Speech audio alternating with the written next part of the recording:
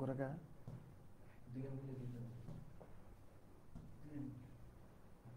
বেড়াক শিখতেছে movies শুধু খুব না। আসসালামু আলাইকুম রহমতুল্লাহি ওয়া বারাকাতুহু। আলহামদু আল্লাহুম্মা লাকাল হামদু কুল্লু ওয়া লাকাশ শুকরু কুল্লু ওয়া লাকাশ শুকরু লিল জামিইন নিআম। আল্লাহ তাআলা শুকরিয়া। আমরা আমাদের সূরা নিসার অনলাইন ক্লাসের তৃতীয় ক্লাস সূরা নিসার 11 নং আয়াত নিয়ে শুরু করছি। আল্লাহ তাআলা পূর্বে সূরা তাকওয়ার আলোচনা করেছেন, সূরা নিসা তাকওয়া দিয়ে শুরু করেছেন। আর তাকওয়ার বড় একটি কাজ হলো অধিকার আদায়, খালেকের অধিকার আদায় করা, খালক মাখলুকের অধিকার আদায় করা। আল্লাহ রাব্বুল আলামিন দুর্বলদের অধিকার নিয়ে আলোচনা করছেন। এর সাথে সাথে যেহেতু অধিকারের কথা চলছে, এই জন্য আল্লাহ তাআলা প্রসঙ্গক্রমে মিরাসের আলোচনাও এখানে জুড়ে দিয়েছেন।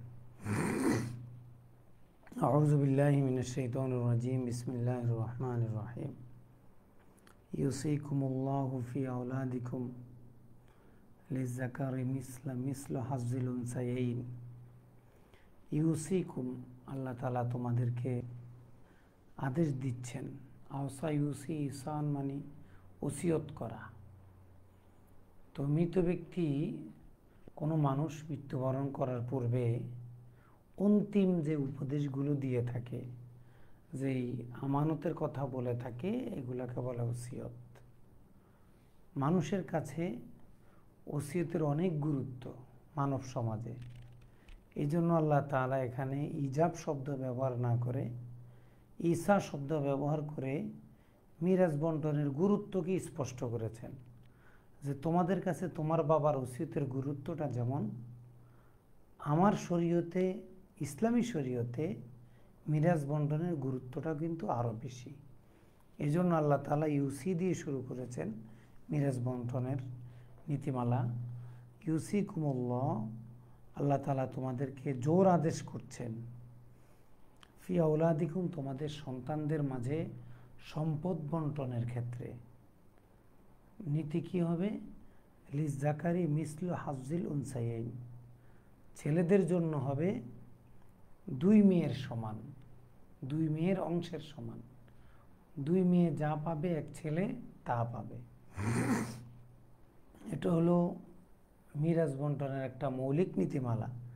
লিযাকারি মিসলু হাজ্জিল উনসায়াইন, 2 মেয়ে যা পাবে, এক ছেলে তা পাবে।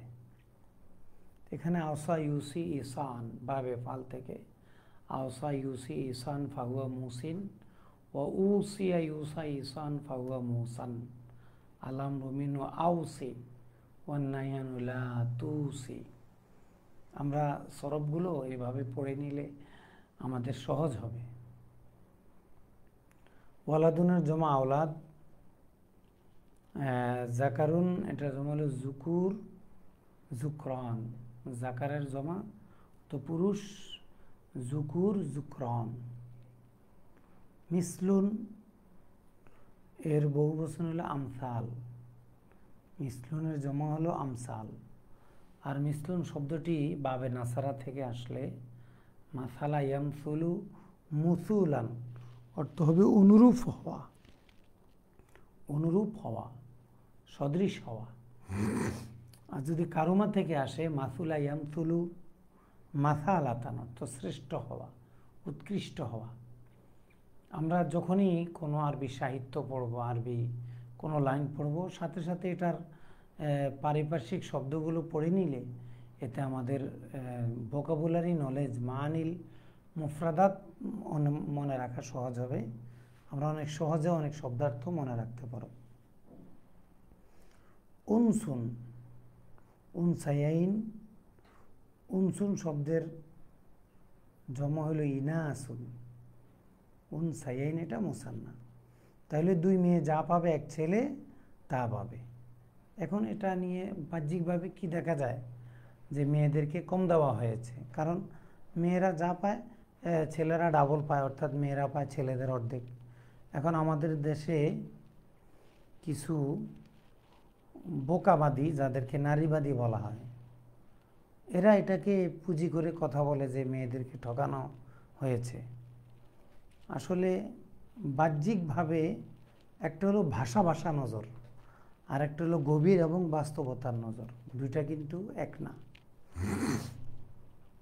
যেমন আমরা যখন বাসের সামনে বসি, চলন্ত বাসে যখন আমরা থাকি, তখন আমরা যারা প্যাসেঞ্জার, আমাদের কাছে মনে হয় পুরো রাস্তাটাই তো আমার গাড়ির নিচে, আরেকটা গাড়ির পাশ দিয়ে কীভাবে ওভারটেক করে চলে যায়, ওই জায়গাটা তখন কোত্থেকে আসে। আবার গাড়ি থেকে নামলে দেখি গাড়িটা রাস্তার এক পাশে, কিন্তু যখন গাড়ির সামনে দিয়ে তাকাই তখন বোধ হয় যে পুরা রাস্তাটাই এই গাড়ি চলার জন্য প্রয়োজন, একটা মানুষও বোধহয় দাঁড়ানোর জায়গা নেই, কিন্তু ঠিকমতো এদিকে ওটার মতো সমপরিমাণ একটা গাড়িকে সাইড দিয়ে সে আবার চলে যায়। তো এটা হলো যাত্রীর নজর, ভাষা ভাষা নজর।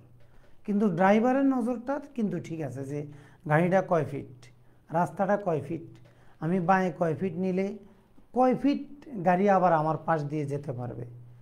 এখন এই বোকাবাদীরা এই আয়াতের মধ্যে প্যাসেঞ্জারের মতো নজর দিয়ে দিছে, প্যাসেঞ্জারের মতো নজর। মাঝে মধ্যে তো আমরা যখন গাড়িতে থাকি তখন মনে হয় বোধহয় যে গাড়িটা সামনে গাড়ির সাথে লেগেই গেল, আরে লেগেই গেল। মাঝে মধ্যে খুব ভয় পেয়ে আমরা সোজা হয়ে বসে যাই। বিশেষত শ্যামলিতে উঠলে এমন হয় যে বোধহয় লাগিয়ে দিয়েছে, আর বাঁচার কোনো উপায় নেই। এরকম যে কত হাজারবার লাগিয়ে দেওয়ার উপক্রম হয়, আল্লাহ তাআলাই তো রক্ষা করে। এটা আসলে যাত্রীর নজর। আমরা বলছিলাম একটা হলো ভাষা ভাষা নজর, আর একটা হলো বাস্তবতার আলোকে দেখা। এখন প্যাসেঞ্জারের নজর আর ড্রাইভারের নজর এক না। একজন ভালো ঘিলুওয়ালা মাথাওয়ালা মানুষের নজর আর এই ধরনের ভাষা ভাষা নজরওয়ালাদের দৃষ্টিভঙ্গি কথা কখনো এক হবে না। তারা বলছে নারীদেরকে ঠকানো হচ্ছে, নারীদেরকে অর্ধেক দেওয়া হচ্ছে, কিন্তু ওনারা কখনো একবারও হিসাব করে নাই। একটা মেয়ে সে জন্ম নেওয়া থেকে শুরু করে কবরে যাওয়া পর্যন্ত নিজের পকেটের 1 টাকাও লাগে না। সাধারণত কোনো মেয়ের নিজের পকেটের কোনো টাকা লাগে না। কিভাবে? বিয়ের আগ পর্যন্ত বাবা খাওয়ায়, বিয়ের পরে স্বামী খাওয়ায়, স্বামীর পরে ছেলেরা খাওয়ায়, তো মেয়ের টাকাটা কোথায় কাজে লাগলো? এরপরও মেয়েকে আল্লাহ তাআলা বাবা থেকে অংশ দেন, বা তারপরে ভাইদের থেকে অংশ দেন, বিভিন্নভাবে আল্লাহ তাআলা মেয়েদেরকে অংশ দিচ্ছেন।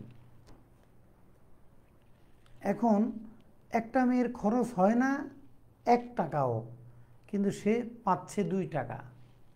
আর একটা ছেলের খরচ হয় 3 টাকা, পায় হইল 2 টাকা। তাহলে মেয়েকে কি কম দেওয়া হলো? মেয়েকে কি ছেলের সমান দেওয়া হলো, না ছেলের চেয়ে বেশি দেওয়া হলো? এটা হলো আমাদের হিসাবের জায়গাটা। একটা মেয়ে কত জায়গা থেকে পায়, কিন্তু কোনো জায়গায় তার খরচ হয় না। কারণ বিয়ের আগে বাবা খাওয়ায়, বিয়ের পরে স্বামী খাওয়ায়, স্বামী মারা গেলে ছেলেরা খাওয়ায়। তো মেয়ের সম্পদটা কোন কাজে লাগলো? সম্পূর্ণ বিলাসিতা ছাড়া সাধারণত সমাজ যদি সুশীল হয় এবং সুসভ্য সমাজ হয়, তাহলে মেয়েদের পকেটের টাকা খরচ করার কোনো জায়গা নেই। একান্ত দান সৎকার ছাড়া, বিলাসিতা ছাড়া কোনো জায়গা নেই। সেখানে আল্লাহ তাআলা নারীদেরকে অগ্রাধিকার দিয়েছেন। ওরা আমাদেরকে বলছে সমান অধিকার, আর আমরা বলছি অগ্রাধিকার। তো আমরা দিলাম অগ্রাধিকার আর তারা বলছে সমান অধিকার, তাহলে তারা তো আমাদের চেয়ে কম চাচ্ছে। আজকে নারী অধিকার নিয়ে কত স্লোগান, কত কথা, কত দরদ, কত ভালোবাসা নারীদেরকে নিয়ে বিজ্ঞাপন নারীদেরকে দিয়ে দেওয়া হয়। বিভিন্ন হসপিটালের রিসিপশনে নারীদেরকে রাখা হয়, ইন্ডাস্ট্রিতে নারীদেরকে চাকরি দেওয়া হয়। কিন্তু এই নারীবাদীরা কি আজ পর্যন্ত পেরেছে? যারা চাকরি করে, যে সকল মহিলা চাকরি করে গার্মেন্টসে, যে সকল নারী চাকরি করে বিভিন্ন স্পটে, এদের ন্যায্য বেতনটা আদায় করে দিতে?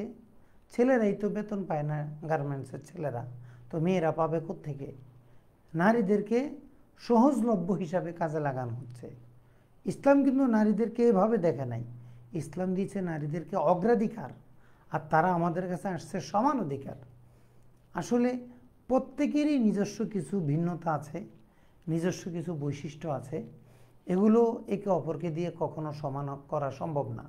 মনে করুন এই দেশের বাসওয়ালারা যদি বলে সবাই একত্র হয় আমরা রেল লাইন দিয়ে চলবো, আর রেলগাড়ির ড্রাইভাররাও যদি বলে আমরা বাস লাইনে চলবো,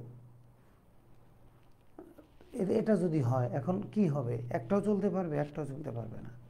ঠিক নারীর জায়গায় নারী থাকবে, পুরুষের জায়গায় পুরুষ থাকবে, তাহলেই সমাজের চাকা সুন্দরভাবে চলবে। এখন এই বোকাবাদীরা আমাদের সমাজে এসে এখন নারীবাদী হয়েছে, নারীদের জন্য খুব দরদ দেখাচ্ছে, কিন্তু নারীদের অধিকার বলতে এরা কিছুই বুঝে না। ইসলাম যখন এসেছিল, ইসলাম এসে দেখলো নারীদেরকে জীবন্ত পতিত করা হচ্ছে, কবরস্থ করা হচ্ছে। ওয়াইজাল মাউউদাতু সুইলাত বিআইয়ি যামবিন কুতিলাত যাল্লা ওয়াজহু মুসাদ্দাম ওয়া হুয়া কাযিম। মেয়ে হলে চেহারা মলিন হয়ে যেত। ওই সমাজের ইসলাম এসে বলল লিজ্জাকারি মিসলা হাজ্জিল উনসায়াইন, নারীর খরচ লাগুক আর না লাগুক তাকে ছেলের অর্ধেক দিতে হবে, এটা তার অধিকার।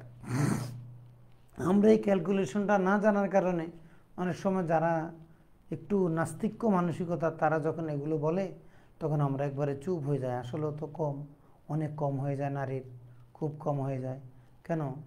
আপনার মাসিক বেতন, আপনার পড়ালেখার খরচ, বাসা ভাড়া, গ্যাস ভাড়া, এগুলো তো আপনার আব্বাই দিয়ে থাকে। হ্যাঁ, মা যদি চাকরি করে, কোনো ঘরের মহিলা যদি চাকরি করে, তার ভিন্ন আয় আসতেছে, সেটা তারা স্বামী স্ত্রী মিলে যৌথভাবে খরচ করে, সেটা তো একটা ভিন্ন বিষয়। আমরা বলছি নারীর অধিকার নিয়ে। তো এতক্ষণ গেল এতিমদের অধিকার নিয়ে, আর এখন শুরু হলো সামাজিক অধিকার, অর্থাৎ বিশেষত মিরাসের অধিকার। তো খেয়াল করবেন কোরআনের ভাষাগুলো কেমন। এখানে আয়াতের মধ্যে কিন্তু বলে নাই যে মেয়েরা, আয়াতে বলেছে ছেলেরা পাবে মেয়েদের দ্বিগুণ, অর্থাৎ আগে মেয়েদেরকে দিতে হবে, আগে মেয়েদেরটা ধরতে হবে, মেয়েদেরটা ধরার পরে ছেলেদেরটা বের হবে। মেয়েদেরটা যদি ধরা না হয় ছেলেদেরটা বের হবে না। এখানে কিন্তু ইসলাম হিসাবের ক্ষেত্রে নারীদেরকে অগ্রাধিকার দিয়েছে। মিরাসের প্রত্যেকটা আয়াতে দেখবেন আগে নারীর হক, আগে নারীর হক, আগে স্ত্রীর হক, আগে তারটা, আগে তারটা, বারবার বলছে, বারবার বলছে।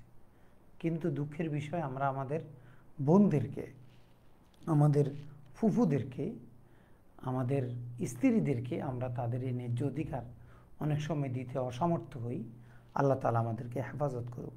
লিজ্জাকারি মিসলু হাজ্জিল উনসায়াইন, দুই মেয়ে যা পাবে এক ছেলে তা পাবে। তাহলে আগে কে পাবে? দুই মেয়ে। মেয়ে পাওয়ার পরে ছেলের ভাগ ঠিক হবে। তাহলে এখানে ইসলাম কি করলো? নারীদের হিসাবটা আগে নিয়ে আসছে, ছেলের হিসাবটা পরে নিয়ে আসছে। এভাবে ইসলাম নারীদেরকে অগ্রাধিকার দিতে আমাদেরকে শিখিয়েছে। ফাইন কুন্না নিসাআন ফাওকা ইসনাতাইন, যদি মাইয়েতের মেয়েদের সংখ্যা দুইয়ের বেশি হয়, না মাইয়েতে যদি শুধু মেয়ে থাকে, ফাইন কুন্না ধরো বলে ক্লাসে, ফাইন কুন্না, ফাইন যদি কুন্না মাইয়েতের সন্তান হয়, নিসাআন শুধু মেয়ে, ছেলে যদি না থাকে, ফাওকা ইসনাতাইনে দুই বা দুইয়ের বেশি মেয়ে থাকে, দুইজন মেয়ে থাকুক অথবা দুইয়ের বেশি থাকুক, ফালাহুন্না সুলুসা মা তারাক, তাহলে এই সকল মেয়ে, দুই মেয়ে অথবা দুইয়ের অধিক মেয়ে যারা থাকবে সবাই মিলে মাইয়েতের সম্পদের সুলুসা, 3/2 পাবে। এটা কখন? যদি ছেলে না থাকে, একজন মাইয়েতের শুধু মেয়ে আছে, তো মেয়ে যদি দুইয়ের বেশি থাকে অথবা দুইজন থাকে তারা পাবে 3/2, পুরা সম্পদের 3/2 ফালাহুন্না মা সুলুসা মা তারাক, মাইয়েতের রেখে দেওয়া সম্পদ থেকে তারা 3/2 পেয়ে যাবে।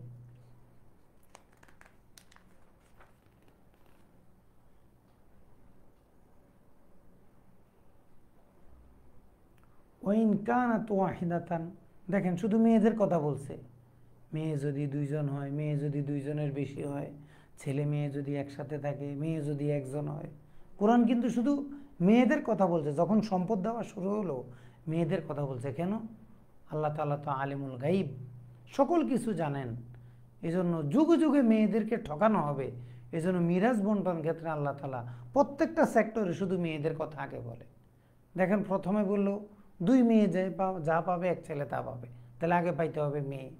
এরপর হলো মেয়েরা যদি 2 জন হয়, 2 এর বেশি হয়, তাহলে পাবে সুলুসান। এরপরে আল্লাহ তাআলা বললেন ওয়াইন কানাত ওয়াহিদাতান, মেয়ে যদি একজন হয়, ফালাহান নিসফ, তাহলে সে সম্পদের অর্ধেক পাবে। নিসফুন শব্দের জমা আনসাফ। ওয়ালি আবাওয়াইহি লিকুল্লি ওয়াহিদিন মিনহুমা সুদুস। আবুন শব্দের অর্থ হলো বাবা। আবুন শব্দের মূল অক্ষর হলো আবউন, হামজা বা ওয়াও। মনে রাখতে হবে 3 অক্ষরের নিচে কখনো এসএম হয় না, কমপক্ষে 3 অক্ষর লাগে। তো আবুন, আখুন এগুলা 2 অক্ষর, এগুলার আরেকটা অক্ষর তালিল হয়ে অর্থাৎ উচ্চারণের সুবিধার্থে উচ্চারণ করা হয় না। সেটা হলো আবুন ছিল আবউন, আখুন ছিল আখউন, এভাবে এগুলো হবে।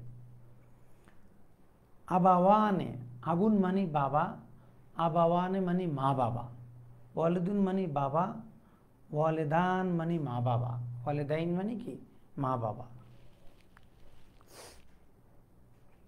ওয়ালি আবাওয়াইহি, মাইয়েতের মা বাবা পাবে, লিকুল্লি ওয়াহিদিন মিনহুমা সুদুস, লিকুল্লি ওয়াহিদিন প্রত্যেকেই, মিনহুমা মা বাবা থেকে, মা বাবা প্রত্যেকেই পাবে সুদুস 6/1, মাইয়েতের সম্পদের 6/1। তাহলে মাইয়েতের যদি, এটা ফারায়েজের ক্লাস না, তা আমরা আয়াতটা বুঝার জন্য যতটুকু বন্টন বলা দরকার আমরা শুধু ততটুকু বলব। আর বাকিটা শেখার জন্য আমাদের আত-তাদরিস অনলাইন মাদ্রাসার ফারায়েজ কোর্স আছে আলাদা, আপনারা ওই কোর্সটা সংগ্রহ করলে বাকিটা ইনশাল্লাহ জেনে যাবেন। ওয়ালি আবাওয়াইহি লিকুল্লি ওয়াহিদিন মিনহুমা সুদুস, পরিত্যক্ত মিম্মা তারাক ইন কানা লাহু ওয়ালাদ, যদি মাইয়েতের ছেলে মেয়ে থাকে, মাইয়েতের যদি সন্তান থাকে, তাহলে মা বাবা প্রত্যেকেই 6/1 করে পাবে। তাহলে মা বাবা কখন 6/1 পাবে? মাইয়েতের যদি সন্তান থাকে, তাহলে মাও পাবে 6/1, বাবাও পাবে 6/1। এখানে কিন্তু দুজনকে সমান দেওয়া হয়েছে, মাও 6/1, বাবাও 6/1। যারা বলে সমান দরকার, বলে এই যে এক জায়গায় একটু সমান আছে, এটা দেখে আপনারা ইচ্ছা করলে চুপ থাকতে পারেন।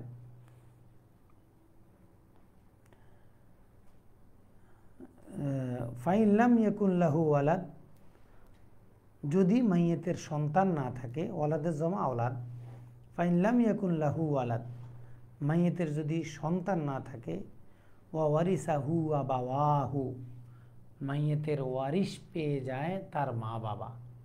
তাহলে এখন একটা লোক মারা গেল, তার ছেলে নাই, তার মেয়ে নাই, আছে শুধু মা বাবা। ওয়ারিসা, ওয়ারিসা ইয়ারিসু, উইরসান, ইরসান, তুরাসান, 3টা মাসদার হয়, উইরসান, ইরসান, তুরাসান, অর্থ উত্তরাধিকারী হওয়া। তাহলে ওয়ারিসাহু, তার উত্তরাধিকারী হয়, আবাওয়াহু, তার মা বাবা। ফালি উম্মিহি সুলুস, তাহলে মা পাবে 3/1। বাবা কই? বাবারটা নাই কিন্তু, ওই সব জায়গায় কিন্তু ওই যে দেখেন ওখানে মা বাবা, মার অংশ বলতে হয়, সাথে বাবারটা বলে দিয়েছে। কিন্তু যখন মা পালো সুলুস, তো বাবা কত পাবে? আগে মারটা আগে দাও, বাকি যেটা থাকবে সেটা বাবা পাবে। তাহলে ইসলাম কিন্তু প্রত্যেকটা জায়গায় নারীর কথা আগে বলছে, আর তারা আমাদেরকে এসে নারী অধিকার শেখাচ্ছে।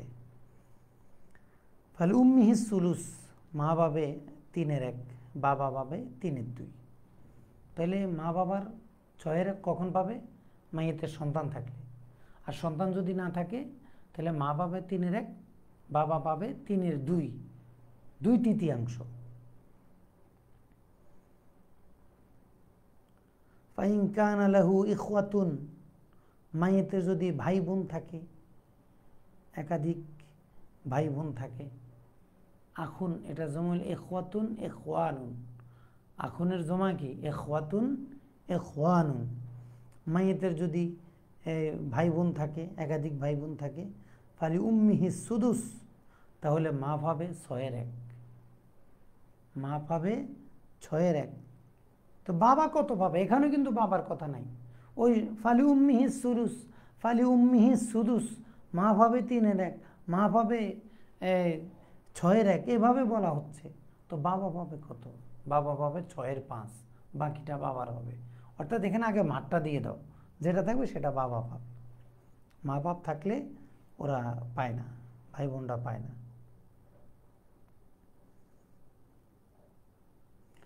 মিন বাদি ওয়াসিয়াতিন ইউসি বিহা আও দাইন। এই যে বন্টন নীতিটা বলা হলো, ছেলে পাবে মেয়ের দ্বিগুণ, মা পাবে সুদুস, মা পাবে সুলুস, তারপরে মেয়েরা একাধিক হলে পাবে সুলুসান, এক মেয়ে হলে নিসফ পাবে। এই সকল নীতিমালা বাস্তবায়ন হবে কিসের পরে? মাইয়েতের ওসিয়ত পূর্ণ করার পর, বিহা আওদাইন, এবং ঋণ পরিশোধ করার পর। এখন প্রশ্ন হলো, একজন মানুষ মারা গেলে তার সাথে যে হকগুলো আসে, তার সম্পদ দিয়ে প্রথমে করতে হয় তার দাফন কাফন, তারপরে দিতে হয় ঋণ, তারপরে দিতে হয় ওসিয়ত, তারপরে দিতে হয় মিরাজদের মিরাজ যারা আছে তাদের মাঝে, ওয়ারিসদের মাঝে মিরাজ দিতে হয়। কিন্তু কোরআন এখানে কিন্তু হিসাবটা, সিরিয়ালটা একটু উল্টে দিয়েছে। কোরআনে প্রথমে বললো ওয়াসিয়াতি ইউসি বিহা আও দাইন, আগে ওসিয়ত পূরণ করো অথবা ঋণ পরিশোধ করো। এ মুফাসসিরিন কেরাম বললেন, যদিও হিসাবে ঋণ আগে, কিন্তু আয়াতে ওসিয়ত আগে। কারণ হলো, সমাজে কেউ যদি মনে করে, এটা মনে করতে পারে আগে ঋণ পরিশোধ করে নেই, যে ওসিয়ত আমরা না দিলেও চলবে, ওসিয়ত তো একটা দান, ঠিক আছে আমরা নিজেরা দিলাম না। এই যে না দেওয়ার একটা প্রবণতা আসতে পারে বিধায় ঋণের আগে আল্লাহ তাআলা ওসিয়তের কথা বলে ওসিয়ত পূরণের গুরুত্বকে স্পষ্ট করেছেন। অর্থাৎ মাইয়ের যদি 3 ভাগ তার সম্পদের 3/1 উপরে ওসিয়ত করে যায়, তাহলে ওসিয়ত কার্যকর আবশ্যক, এটা দিতেই হবে। তবে এটা দাফন কাফন, ঋণ পরিশোধ, এরপরে ওসিয়ত পূরণ করতে হবে। আগে আনা হলো কেন? ওসিয়তের গুরুত্ব বোঝানোর জন্য। আওদাইন, যে মাইয়েতের যদি কোনো ঋণ থাকে সেটা পরিশোধ করার পর। দানা ইয়া দিন, দাইনান অর্থ হলো ঋণ নেওয়া, ঋণ দেওয়া, অভিযোগ করা। ঋণ নেওয়া, ঋণ দেওয়া, অভিযুক্ত করা। দানা ইয়াদিনু দাইনান, আর দাইনুন এটা ইসমে জামেদ, অর্থ ঋণ। তাহলে ঋণ, ওসিয়ত এবং দাফন কাফনের পর বন্টন শুরু হবে। এখন আল্লাহ তাআলা আমাদেরকে একটা দার্শনিক ব্যাখ্যা দিচ্ছেন, একটা দর্শন, একটা চিন্তা আমাদের সামনে, আমাদেরকে ভাবার জন্য আল্লাহ তাআলা সুযোগ দিচ্ছেন। সেটা হলো, ছেলের অংশ ছেলেকে দিলা, বাবার অংশ বাবাকে দিলা, মায়ের অংশ মাকে দিলা, মেয়ের অংশ মেয়েকে দিলা, যার যার অংশ তাকে দিলা। কিন্তু তুমি কি জানো কে তোমার দুনিয়া আখিরাতে বেশি উপকারী? তুমি জানো না। অতএব আমি যাকে যেভাবে যতটুকু দিতে বলেছি ততটুকু দিবা, কাউকে কম দিবা না।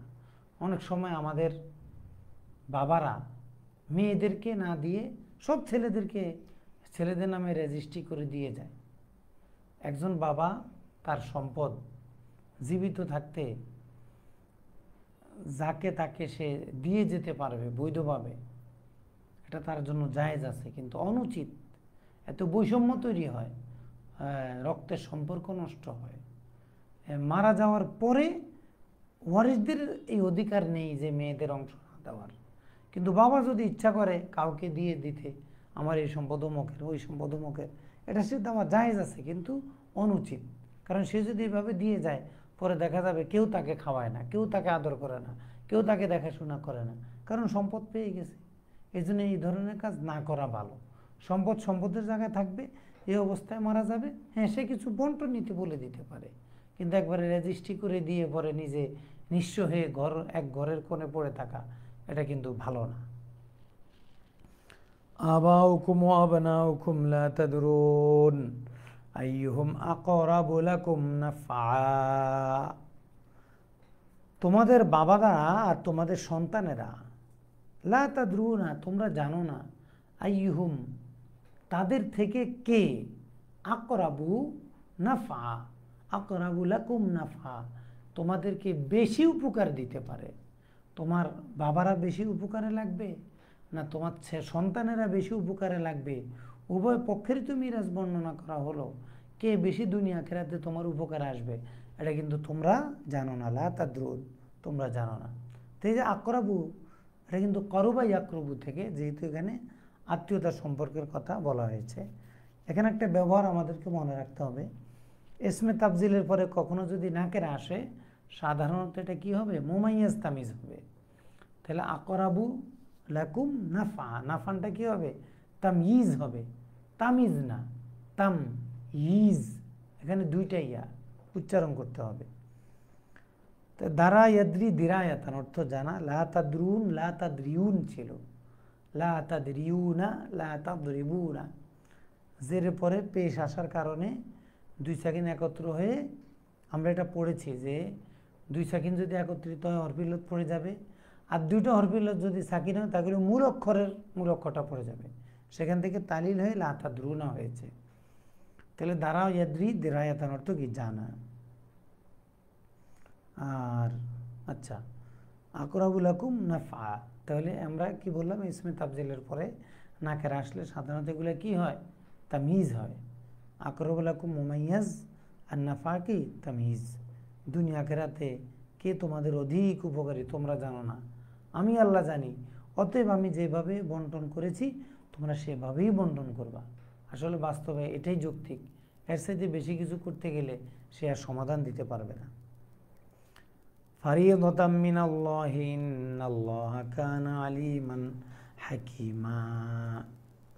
ফারিদাতাম মিনাল্লাহ আল্লাহর পক্ষ থেকে নির্ধারিত, এই যে অংশগুলো আল্লাহর পক্ষ থেকে নির্ধারিত। ফারিদাতাম মিনাল্লাহ আল্লাহর পক্ষ থেকে, ইউসিকুম ফারিদাতাম মিনাল্লাহ, ইউসিকুম ফারিদা, অথবা কদ ফারাদাল্লাহু লাকুমুল মিরাসা মিরাসা ফারাদা লাকুমুল মিরাসা ফারিদাতান, আল্লাহ তাআলা মিরাজকে তোমাদের জন্য আবশ্যক করে দিয়েছেন। তাহলে উজ্জ ফেলের মাফুলে মুতলাক হিসাবে আমরা বলতে পারি, এবারটা তখন হবে ফারাদা লাকুমুল মিরাস ফারিদাতান, অথবা ইউসিকুম থেকে ওটা ইয়ে হতে পারে, মাফুলে মুতলাক হতে পারে, ইউসিকুম ফারিদাতান, আল্লাহ তাআলা তোমাদেরকে জোর আদেশ করছেন, আবশ্যকভাবে আদেশ করছেন।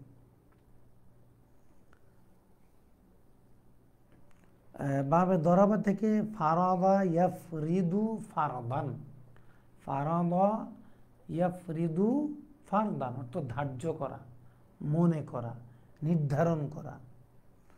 ইন্নাল্লাহা কানা আলিমান হাকিমা, আলিমা ইয়ালামু ইলমান অর্থ জানা, আর আলামা ইয়ালুমু আলমান অর্থ হলো চিহ্ন দেওয়া, চিহ্ন দেওয়া। নিশ্চয়ই আল্লাহ তাআলা আলিমান তার সৃষ্টির প্রতিটি বিষয় সম্পর্কে মহাজ্ঞানী, হাকিমান প্রজ্ঞাবান, বিচক্ষণ। বাবে কারুমা থেকে হাকুমা ইয়াহকুমু হিকমাতান, হাকুমা ইয়াহকুমু হিকমাতান জ্ঞানী হওয়া, বিচক্ষণ হওয়া, সেখান থেকে হাকিম এটা জমা হবে হুকামা। ওয়ালাকুম নিসফু মা তারাকা আজওয়াজুকুম ইন লাম ইয়াকুন লাহুন্না ওয়ালাদ। তাহলে এতক্ষণ গেল কাদের ওয়ারিস, ছেলে মেয়ে মা বাবার ওয়ারিস। এখন মিরাজ বন্টন হবে স্বামী স্ত্রীর মিরাজ বন্টন। এগুলো কিন্তু অধিকারের কথা বলা হচ্ছে, আমরা মিরাজকে শুধু মিরাজ বুঝলে হবে না, এটা অধিকার, প্রত্যেকেরই অধিকার, যেটা পাওনা এটা আমরা দিতে হবে। এটা আমরা যদি নষ্ট করি তাহলে আমরা কবিরা গুনার মুরতাকিব হব। ওয়ালাকুম নিসফু মা তারাকা আজওয়াজুকুম, তোমাদের স্ত্রীদের রেখে যাওয়া সম্পদ থেকে তোমাদের জন্য রয়েছে অর্ধেক। এখানে আর নারীদের কথা বলার সুযোগ নেই, কারণ নারী তো মারাই গেছে, তো কার কথা বলবে? এই জন্য আল্লাহ তাআলা পুরুষ দিয়ে শুরু করছেন। ওয়ালাকুম নিসফু মা তারাকা আজওয়াজুকুম ইন লাম ইয়াকুন লাহুন্না ওয়ালাদ। ওয়ালাকুম তোমাদের জন্য রয়েছে নিসফু অর্ধেক মা তারাকা যা রেখে গেছে আজওয়াজুকুম তোমাদের স্ত্রীরা। তাহলে জাওজুন অর্থ কি? স্বামী স্ত্রী। আজওয়াজু কুম, কুম যেহেতু মুজাক্কার তাহলে আজওয়াজ অর্থ স্ত্রী। আর যদি আজওয়াজু হুন্না হতো, হুন্না যেহেতু মুয়ান্নাস তাহলে আজওয়াজ অর্থ স্বামী হতো। মা তারাকা আজওয়াজুকুম তোমাদের স্ত্রীরা যা রেখে গেছে, তাদের রেখে যাওয়া সম্পদের অর্ধেক মালিক হবে তোমরা। শর্ত কি? ইল্লাম ইয়াকুন লাহুন্না ওয়ালাদ, যদি তাদের কোনো সন্তান না থাকে। তাহলে যদি সন্তান না থাকে, বাবা স্বামী পাবে সম্পদের অর্ধেক। ফাইন কানা লাহুন্না ওয়ালাদুন ফালাকুমুর রুবু মিম্মা তারাকন। ফাইন কানা লাহুন্না ওয়ালাদ, যদি তোমাদের স্ত্রীদের সন্তান থাকে, ফালাকুম তাহলে তোমাদের জন্য রইবে আর রুবু সম্পদের 4 ভাগের 1 ভাগ, মিম্মা তারাকনা তোমাদের স্ত্রীদের রেখে যাওয়া সম্পদ থেকে। তারাকা ইয়াতরুকু তারকান ছেড়ে দেওয়া। ওয়ালাদা ইয়ালিদু বিলাদাতান অর্থ কি? জন্ম দেওয়া। কানা ইয়াকুনু কাউনান হওয়া।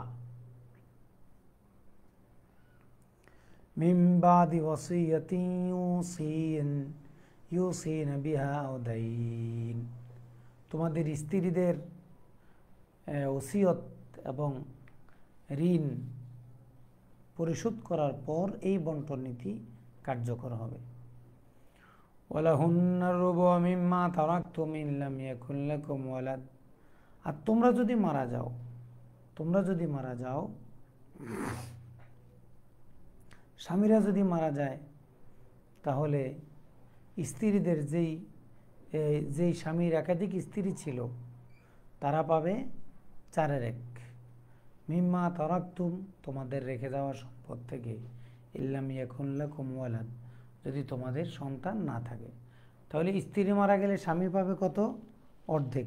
সন্তান থাকলে 4-এর 1। আর স্বামী মারা গেলে যদি সন্তান না থাকে স্ত্রী পাবে 4-এর 1।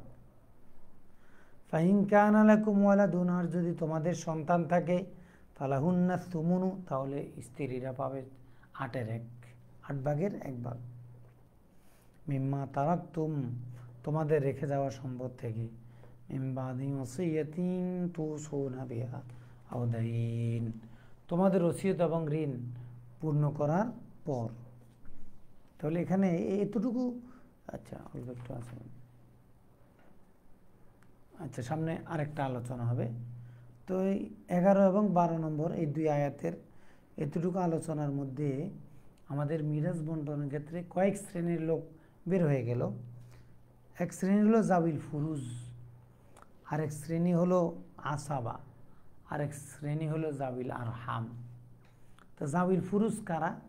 জাবিল ফুরুজ 5 প্রকার হয়ে থাকে: কন্যা, মাতা পিতা, স্বামী, স্ত্রী, বৈপিত্রেয় ভাই বোন। বৈপিত্রেয় ভাই বোন, বৈপিত্রেয় ভাই বোন মানে কি? মা এক, বাবা একাধিক। যে আগে বাবা মারা গেছে, পরে মার সাথে আরেকজনের বিয়ে হয়েছে, তাহলে সেও বাবা। এগুলো হলো বৈপিত্রেয় ভাই বোন। এর হইল জাবিল ফুরুজ। এদের অংশ কোরআনে নির্ধারিত আছে।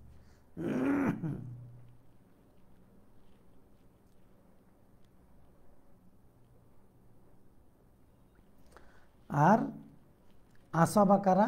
আসাবা কাদেরকে বলা হয়?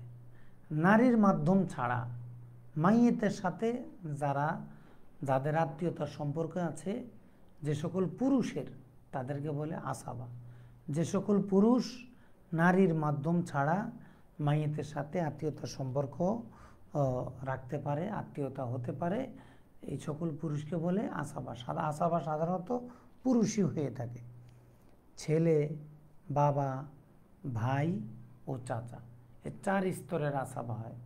ছেলে, বাবা, ভাই, চাচা। এদের অধস্তনও আসতে পারে পর্যায়ক্রমে।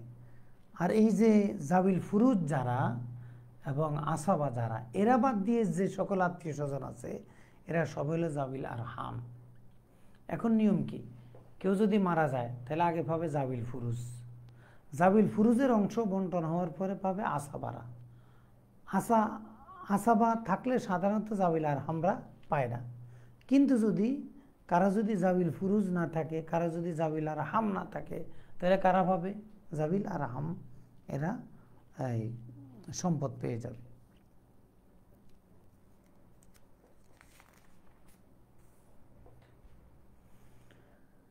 এখন কোরআনে কারীম আরেক শ্রেণীর মানুষের মিরাজ বন্টনের কথা বলবে। ওই শ্রেণী হলো এমন এক ব্যক্তি মারা গেল যার ছেলে সন্তানও নেই, মা বাবাও নেই, উপরের দিকেও কেউ নেই, নিচের দিকেও কেউ নেই, নিঃসন্তান। তার মা বাবা হয়তো আগে মারা গেছে, ছেলে সন্তান হয়তো মারা গেছে। এই যে যারা বলে ছেলে সন্তান কম নেওয়া ভালো, দুটি সন্তানই যথেষ্ট, এই যে কথাগুলো দলিলে লেখা আছে, দুটি সন্তানই যথেষ্ট, একটি ছেলে একটি মেয়ে, অনেকে জন্ম নিয়ন্ত্রণ করে অবৈধভাবে। অবৈধ জন্ম নিয়ন্ত্রণ মানে কি? রেজেকের সন্দেহে সন্তান না নেওয়াকে অবৈধ জন্ম নিয়ন্ত্রণ বলে। স্বাস্থ্যের কারণে না, রিজিকের কারণে, যে আমার এত ছেলে হলে কি খাওয়াবো, কি খাওয়াবো। কোরআনে এই লোকটাকেই স্পষ্ট, লা তাকতুলু আওলাদাকুম খাশিয়াতা ইমলাক, রিজিকের ভয়তে তোমরা তোমাদের সন্তানদেরকে হত্যা করো না, জন্ম নিয়ন্ত্রণ করো না। এখন কিন্তু খুব যত শিক্ষিত হুজুর, যত শিক্ষিত স্যার, যত শিক্ষিত চাকরিজীবী, সবার ছেলে সন্তান কমে যাইতেছে, সংখ্যা কমে যাইতেছে। উনারাই একসময় কালালা হয়ে যাবে, কারণ ছেলে সন্তান কম, মা বাবা আগে মারা গেছে, ছেলে সন্তানও মারা গেছে, এরপরে উনি মারা গেছে, এরপর উনাকে দেখার কে আছে? অথচ এটা বুঝে না, একটা লোকের যদি 5টা দোকান থাকে, এক দোকান থেকে যদি 500 টাকা করে ভাড়া আসে, কতগুলো টাকা আসে। তো একটা লোকের যদি 5টা সন্তান থাকে, প্রত্যেকটা সন্তান যদি মা বাবাকে 5 টাকা করে দেয়, কতগুলো টাকা আসে। আর একজনে না দেখলে আরেকজনে দেখবে। আর এই ধরনের আলালের ঘরের দুলাল যারা একটা দুইটা সন্তান নেয় এবং এদেরকে ধর্ম শিখায় না, কোরআন শিখায় না, ওনাদেরকে আবার সহি সালামতে ওল্ড হাউসে বৃদ্ধাশ্রমে পাঠিয়ে দেয়। এটা হলো ওনাদের পাওনা। এই দোষটা যে পুরোপুরা সন্তানের তা নয়, সন্তান অবশ্যই অপরাধী, কিন্তু এটা ওনার পাওনা। কারণ যে সন্তান কম নিয়েছে, আরামে থেকেছে, কষ্ট নেয় নাই, প্রসবের কষ্ট নেয় নাই, এজন্য আল্লাহ তাদেরকে এই শাস্তি দুনিয়াতেই দিয়ে দেওয়া শুরু করেছে। তাই কালালা কাকে বলে? কালালা বলে যার সন্তান নেই, যার মা বাপ নেই, এর আগেই মারা গেছে, অথবা যে কোনোভাবে এরা মরার পরে কেউ নেই।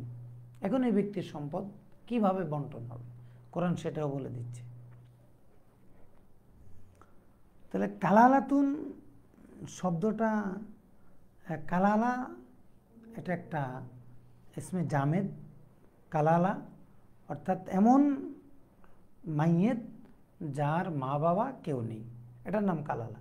আবার কালালা শব্দটা মাজদার, কাল্লা বাবে ধরাবা থেকে, কাল্লা ইয়া কিল্লু, কিল্লাতান, কালালান কালালাতান, কাল্লা ইয়া কিল্লু, কিল্লাতান, কালালান কালালাতান, অর্থ ক্লান্ত হওয়া, নিঃসন্তান এবং পিতৃহীন হওয়া, এটাকে বলে কালালা।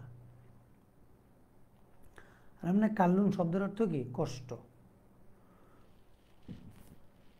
এখন আল্লাহ তাআলা বলেন, ওয়াইন কানা রাজুলুন কালালাতান, যদি মৃত ব্যক্তিটি হয়ে থাকে কালালা, পিতৃহীন, সন্তানহীন, ইউরাসু, তার সম্পদ বন্টন করা হবে। আও ইমরাতুন, যদি মৃত মহিলা কালালা হয় তখন তার সম্পদ বন্টন করা হবে। তাহলে ইউরাসু, যার মিরাজ বন্টন করা হয়, ইউরাসু, যার মিরাজ বন্টন করা হয়, যার সম্পদ বন্টন করা হবে। তাহলে ইউরাসু এটা রজুলুনের সিফত, রজুলুন ইউরাসু, এমন ব্যক্তির সম্পদ যদি বন্টন করা হয় যেই ব্যক্তি কালালা, এমন মহিলার সম্পদ যদি বন্টন করা হয় যেই মহিলা হলো কালালা, তাহলে সম্পদটা কিভাবে বন্টন করা হবে? ওয়ালাহু আখুন আও উখতুন, তার রয়েছে ভাই বোন, এই যে ভাই বোন, এই ভাই বোন বলতে বোঝানো হয়েছে বৈপিত্রীয় ভাই বোন। এটা বুঝতে হবে, এটা হাদিস দ্বারা সাব্যস্ত এবং কোরআনের বিভিন্ন কেরাত দ্বারা সাব্যস্ত। ফোকায়ে কেরাম বলেছেন ওয়ালাহু আখুন আও উখতুন, কালালার মা বাপ নাই, সন্তান নাই, তবে বৈপিত্রীয় ভাই বোন আছে।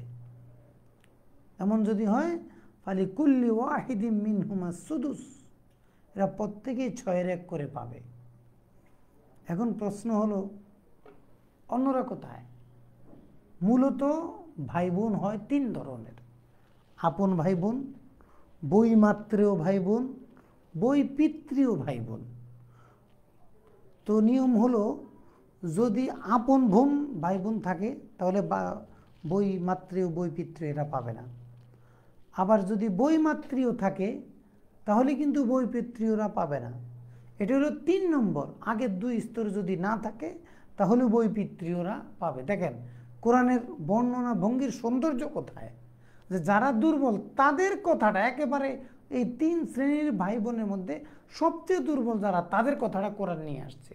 আর বাকি 2 জনেরটা কিন্তু এখানে আল্লাহ তাআলা আনেন নাই। কারণ যেখানে যেখানে দুর্বলের অধিকার, কোরআন সেখানে সেখানে তার আলোচনাকে ঘুরিয়ে দিয়েছে। আমরা ইতিমধ্যে আমরা দেখতে পেয়েছি যে দুর্বলদের দুর্বলতার ভিত্তিতে আল্লাহ তাআলা তাদের হক অধিকার বন্টন করছেন। তাহলে ওয়ালাহু আখুন আও উখতুন, এই যে আখুন আও উখতুন মানে ভাই বোন। ভাই বোন মানে কি? বৈপিত্রীয় ভাই বোন। বৈপিত্রীয় মানে কি? এক মা বাবা একাধিক। বাবা একাধিক হয় কিভাবে? মায়ের একাধিক বিবাহ হওয়ার মাধ্যমে। মায়ের একাধিক বিবাহ হওয়ার মাধ্যমে একাধিক বাবা হয়। আবার বাবার একাধিক বিবাহের মাধ্যমে মাতৃয় ভাই বোন হয়। তাহলে এরা যদি ভাই বোন যদি থাকে তাহলে এরা প্রত্যেকে পাবে ফালিকুল্লি ওয়াহিদিম মিনহুমা সুদুস, 6/1 করে পাবে। ফাইন কানু আকসারা মিন যালিকা, যদি তারা একাধিক হয়, যদি বৈপিত্রীয় ভাই বোনের সংখ্যা যদি একাধিক হয়, 2 হয়, অনেক হয়। আকসারা, কাসারা ইয়াকসুরু কাসরান, কাসারা ইয়াকসুরু কাসরান অর্থ বেশি হওয়া, অধিক হওয়া, সংখ্যায় বৃদ্ধি পাওয়া। আর কারুমা থেকে কাসুরা, কাসারাতান, কাসরাতান, ওই একই অর্থ, বেশি হওয়া। আকসারা মিন যালিকা, একের চেয়ে যদি এদের সংখ্যা বেশি হয়, ফাহুম শুরাকাউ ফিস সুলুস, তাহলে সবাই মিলে সুলুস পাবে। বৈপিত্রীয় ভাই বোন যতজন হোক না কেন সবাই মিলে পরিত্যক্ত সম্পদের 3/1 পাবে, সুলুস পাবে। শুরাকা, শারিকের জমা শুরাকা। আর বাবে সামিয়া থেকে শারিকা ইয়াশরাকু শিরকান, শিরকাতান, ফি হরফে জোর যোগে ব্যবহৃত হয় তখন অর্থ হবে অংশগ্রহণ করা, লাভ করা। তাহলে শারিকা ইয়াশরাকু শিরকান শিরকাতান, ফি যদি আসে, ফি আসবে এরপরে, তখন অর্থ হবে কি? অংশগ্রহণ করা, লাভ করা, গ্রহণ করা, এগুলা। ফাহুম শুরাকাউ ফিস সুলুস, তাহলে সকলে মিলে 3/1 পেয়ে যাবে। মিন বাদি ওয়াসিয়াতিন ইউসা বিহা আও দাইন, মাইয়েতের ওসিয়ত এবং ঋণ পরিশোধ করার পর। প্রত্যেক জায়গায় কিন্তু ওসিয়তকে আগে, যেন ঋণের পরপরই ওসিয়তকে পরিশোধ করা হয়। গয়রা মুদরিন, ক্ষতি না করে। মাইয়েত যদি ওসিয়ত করে থাকে ক্ষতি না করে, ক্ষতি না করে মানে কি? অর্থাৎ সে যদি 3/1 বেশি ওসিয়ত না করে তাহলে পূর্ণ করবা। আর যদি 3/1 সুলুস, মাইয়ের যদি 3/1 বেশি ওসিয়ত করে, পুরা সম্পদের 3/1 যা, এর চেয়ে বেশি সে ওসিয়ত করেছে, তাহলে বেশিটা কি পূরণ করা আবশ্যক নয়। তবে ওয়ারিশরা সবাই মিলে রাজি হলে সেটা পূরণ করতে পারবে। ওই গয়রা মুদার বলে সেটাকে বোঝানো হয়েছে।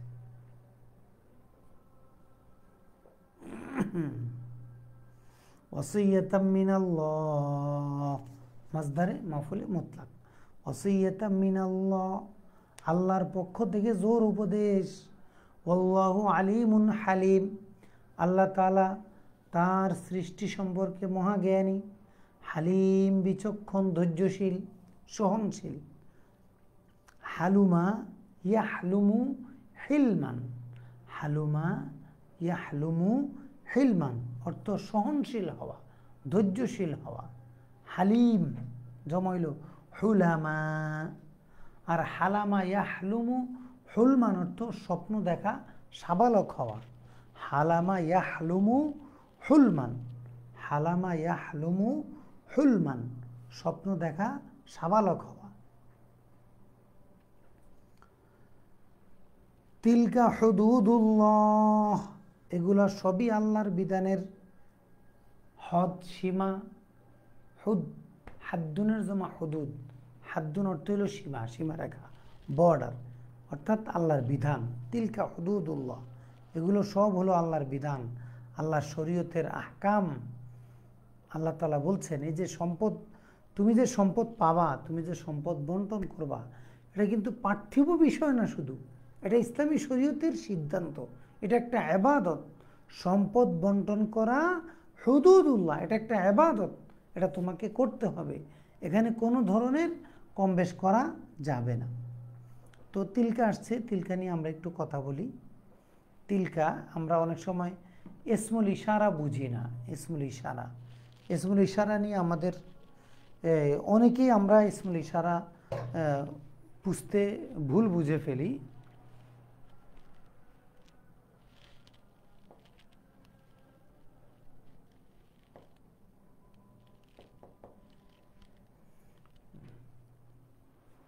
ইসমুল ইশারা আমরা কিভাবে ব্যবহার করব? আমরা পড়েছি হাজা, হাজি, জালিকা, তিলকা, উলাইকা, হা উলাই। তো আমরা যে ইসমুল ইশারাগুলো ব্যবহার করি, তো ইসমুল ইশারার মধ্যে হাজা, এখানে ইসমুল ইশারা কোনটা? হা কিন্তু ইসমুল ইশারা না, জাটা ইসমুল ইশারা। হা লিত্তাম্বিহ, দৃষ্টি আকর্ষণ, সতর্ক করা, এই জন্য হা বলা হয়। আবার হাজিহি, এখানে ইসমুল ইশারা হলো জিহি, হাটা ইসমুল ইশারা না। তো আমরা একত্রে পড়ার কারণে অনেক সময় এখানে পাট পাট বুঝি না। তো এটা বিষয় না, বিষয়টা ছিল আমরা যতজনকে জিজ্ঞাসা করেছি যে হে ফাতেমা ও একটি পাখা, এটার আরবি কী হবে? হে ফাতেমা ও একটি পাখা। তো সবাই বলে ইয়া ফাতেমা তু তিলকা মেরওয়াহাতুন, এভাবে বলে।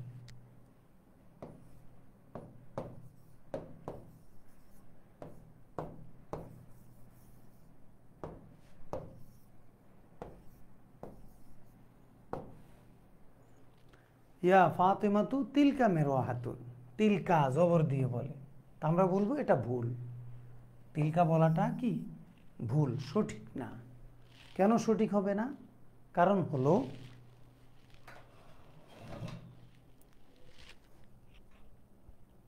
এই জালিকা,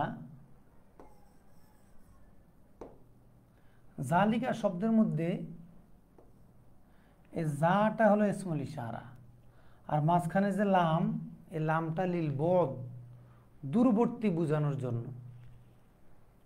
আর এই কাপটা হলো হরফে খেতাব। ঠিক তেমনিভাবে তিলকা, তিলকা, এই তাটা হলো ইসমুল ইশারা, লামটা হলো লিল বদ, দূরবর্তী বোঝানোর জন্য, কাফটা হলো হরফে খেতাব। এই হরফে খেতাবটা কি? এই হরফে খেতাবটা না বোঝার কারণে আমরা যারা মাদ্রাসায় পড়াই অনেক সময় আমরা এখানে ভুল করি। হরফে খেতাব হলো ইসমুল ইশারা, আপনি যাকে সম্বোধন, একটা হলো আপনি কাকে সামনে নিয়ে বলছেন, আর একটা হলো আপনি কোন দিকে ইশারা করছেন। প্রত্যেকটা ইসমুল ইশারা ব্যবহার করার ক্ষেত্রে দুটো বিষয় খেয়াল রাখতে হয়, যে আপনার সামনে কে, আপনি কাকে সম্বোধন করছেন, আরেকটা হলো আপনি কোন দিকে ইশারা করছেন। তো যেই দিকে ইশারা করবেন সেই অনুযায়ী আনবেন ইসমুল ইশারা। হাজা, হাজি, জালিকা, তিলকা, উলাইকা, হা উলাই, তানিকা, জানিকা, যেদিকে ইশারা করবেন সেই অনুযায়ী।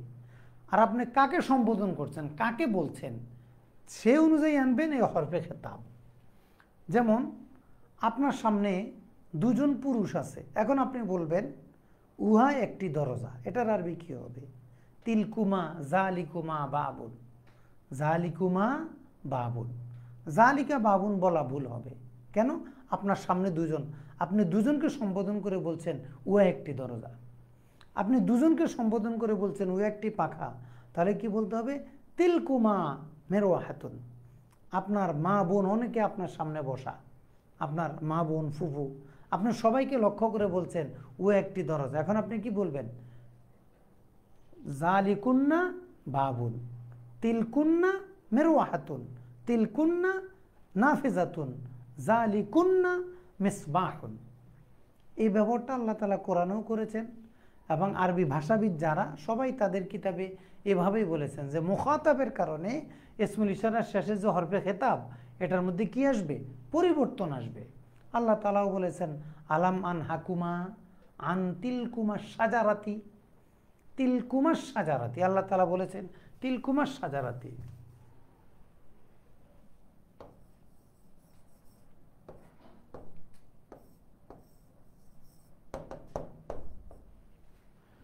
তিলকুমার সাজারাতি, এই যে আল্লাহ তাআলার ব্যবহারটা তিলকুমার সাজারাতি, আলাম আন হাকুমা আন তিলকুমার সাজারাতি। এখানে আল্লাহ তাআলা তিলকুমা কেন বললেন? তি গাছ যেহেতু একটা এই জন্য তি, গাছ একটা এই জন্য তি, গাছ মুয়ান্নাস এই জন্য তি, আর গাছটা দূরে এই জন্য লাম। আর আল্লাহ তাআলা সম্বোধন করেছেন আদম এবং হাওয়া আলাইহিস সালামকে, এজন্য বলেছেন কুমা। তাহলে সম্বোধন অনুযায়ী হবে, সম্বোধন অনুযায়ী হবে হরফে খেতাব। আর যেদিকে আমরা ইশারা করব সেটা অনুযায়ী হবে কি? ইসমুল ইশারা। এজন্য আল্লাহ তাআলা বলেছেন ফাযালিকুমুল্লাযী ফাযালিকুন্নাল্লাযী লুমতুন্নানি ফীহি যালিকুন্না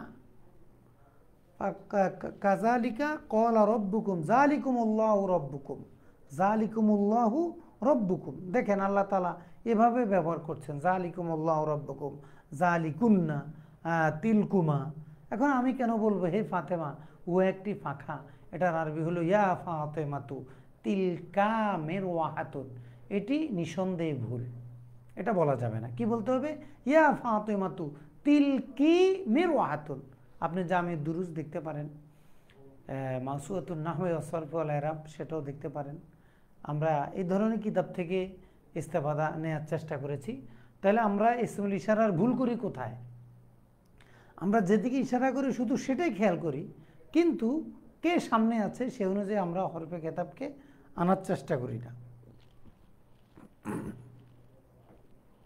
এই ভুলের কারণে আমাদের ইসমুল ইশারার ব্যবহারটা ভুল হয়ে যাচ্ছে। তাহলে আশা করি আপনাদেরকে বোঝাতে পেরেছি, আমরা যখন ইসমুল ইশারা ব্যবহার করব কাকে সম্বোধন করছি এটা খেয়াল রাখবো, এবং কোন দিকে ইশারা করছি সেটাও খেয়াল রাখবো। এই দুই দিকে খেয়াল করে ইসমুল ইশারা ব্যবহার করতে হবে। তাইলে আপনার সামনে যদি আপনার দুজন বোন থাকে, আপনার দুই বোনকে আপনি লক্ষ্য করে বলছেন হে বোনেরা ও একটি দরজা, কি হবে? জালিকুমা বাবুন না জালিকা বাবুন। যদি আপনার তিনজন বোন থাকে তখন আপনি কি বলবেন? জালিকুন্না বাবুন। এভাবে পরিবর্তন হবে, জালিকা জালিকুমা জালিকুম, জালিকি জালিকুমা জালিকুন্না, তিলকা তিলকুমা তিলকুম, তিলকি তিলকুমা তিলকুন্না। এভাবে আমরা সামনে যারা থাকবে তাদের অনুযায়ী আমরা কি করব? ইসমুল ইশারা এভাবে ব্যবহার করব। তাহলে আলোচনার খোলাসা হলো ইসমুল ইশারা ব্যবহারের সময় আমরা দুটো বিষয় খেয়াল রাখবো, যে কাকে সম্বোধন করে বলছি, কোন দিকে ইশারা করছি। যেদিকে ইশারা করবে সে অনুযায়ী হবে ইসমুল ইশারা, আর যাদেরকে সম্বোধন করবে সে অনুযায়ী হবে এই হরফে খেতাব, জালিকা কুমা কুম কি কুমা কুন্না। এভাবে আমরা আমাদের ইসমুল ইশারাগুলো যথাযথ ব্যবহার করবো ইনশাআল্লাহ। তো আল্লাহ তাআলা এখানে আমাদেরকে বলছেন তিলকা হুদুদুল্লাহ, এগুলো হলো